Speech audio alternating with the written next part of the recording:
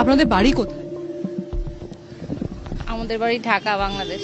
বাংলাদেশ থেকে এসেছেন। বাংলাদেশ থেকে এসে কলকাতা দখল করতে এসেছেন? দখল করতে কেন আসবো? আপনাদের প্রাক্তন সেনাকর্তারা বলছেন 4 দিনের মধ্যে কলকাতা দখল হয়ে যাবে এবং তারাই করবেন। শুধুমাত্র কলকাতা না, উত্তর পূর্ব ভারতের একাংশও দখল করে নেবে বাংলাদেশ। আমি সেটা শুনিনি। এই যে বাংলাদেশে যে ঘটনা ঘটে চলেছে এবং আমরা দেখতে পাচ্ছি বাংলাদেশি সংবাদ মাধ্যমে প্রতিদিনই সংখ্যালঘুদের ওপর নিপীড়নের যে ছবি, সে ছবি সত্যি না মিথ্যা? অবশ্যই যাহার ওটা কিছুটা হলে তো বটে হয়েছে। কতদিন ধরে কলকাতা? আসছে এক সপ্তাহ হয়েছে।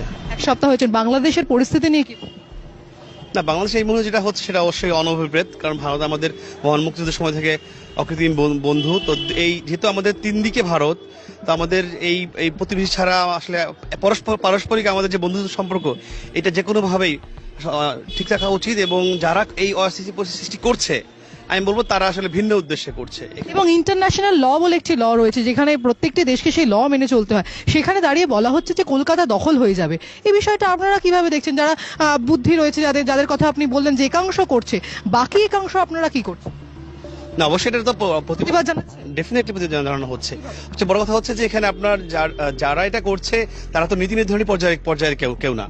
আমাদের বর্তমান যে সরকার রয়েছে তারাও কিন্তু এই ব্যাপারে তার বন্ধুত্ব কথা বলছে। এক শ্রেণীর প্রতিক্রিয়াশীল মানুষ যারা চাচ্ছে যে ঘোলা পানিতে মাছ শিকার করতে, বা 71-এর পরাজিত শক্তি যারা, হ্যাঁ, পাকিস্তানকেই তাহলে সরাসরি ডেফিনেটলি তাদের যারা তারাই আসলে চাচ্ছে না যে ভারত বাংলাদেশে এই বন্ধুত্ব অটুট থাকুক। ওই প্রতিশোধ তারা নিতে চাচ্ছে আর কি।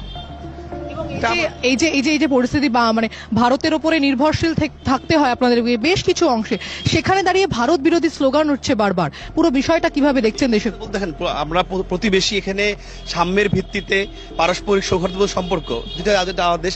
অবশ্যই এই ভারতের প্রতি আমরা চিরকৃতজ্ঞ। তারা আমাদেরকে মুক্তিযুদ্ধের সময় 2 কোটি আমাদের উদ্বাস্তুদের আশ্রয় দিয়েছেন, আমাদের মুক্তিযুদ্ধে সহায়তা করেছেন। এই কৃতজ্ঞতা বোধটা অবশ্যই আমাদের যারা প্রকৃত শান্তিপূর্ণ নাগরিক তাদের মধ্যে রয়েছে। তো আমরা এই সম্পর্কটা সারা জীবন রাখতে চাই।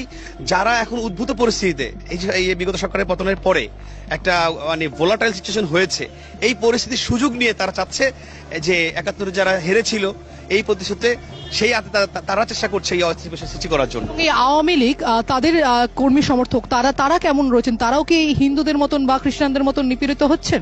ডেফিনেটলি হচ্ছে। এটা তো সবচেয়ে বড় কথা হচ্ছে এখানে আগে যেমন একটা কন্ট্রোল ছিল, ওভারঅল সবকিছু স্থিতিশীলতা ছিল। 15 বছরে একদিনের জন্য ক্লাস পরীক্ষা বন্ধ। ছাত্র আন্দোলন সম্ভবত সেই জন্যই হয়েছিল যে পুরো বিষয়টা সিস্টেমেটিক হওয়ার জন্য। এই যে অগ্নিমূল্য, বাজারের যে অগ্নিমূল্য, দাম বৃদ্ধি, সবকিছুটা কন্ট্রোল করার জন্যই আপনাদের ছাত্র আন্দোলন হয়েছিল। এবং তার যে প্রতিফলন, সেটা কি কোনো জায়গায় কি নেগেটিভ জায়গায় দাঁড়িয়ে? না, অবশ্যই বাস্তবতা কিন্তু সেটা দেখা যাচ্ছে না। কারণ হচ্ছে আপনার জনজীবনের যে যানবাহনের নিরাপত্তা, মানুষ কি চায় সবচেয়ে যানবাহন নিরাপত্তা, সেইটা অনেক ক্ষেত্রেই মানে ম্যাক্সিমাম ক্ষেত্রে ব্যাহত হচ্ছে। যানবাহনের নিরাপত্তাটা প্রাইম ফ্যাক্টর এখানে। ল অ্যান্ড অর্ডার, আমি বলবো যে টোটাল ক্যাওয়াস এই মুহূর্তে। আগে যেমন আমার প্রাক্তন প্রধানমন্ত্রী শেখ হাসিনা তিনি যেভাবে ধরে রেখেছিলেন, সবকিছু সুন্দরভাবে কন্ট্রোল করতেন অথবা স্থির রাখতেন, এইটা এখন নাই। এখন যে যার মতো, এরকম হাজার টেস্ট খোলা তৈরি হয়েছে, যে যার মতো ইচ্ছাধীনভাবে কাজ করছে। এই কারণে এই ক্যাওয়াসটা, এবং সেটা এই সরকার তারা তো ওই অনভিজ্ঞ বা তারা পারছে না কন্ট্রোল করতে। এটা বাস্তব।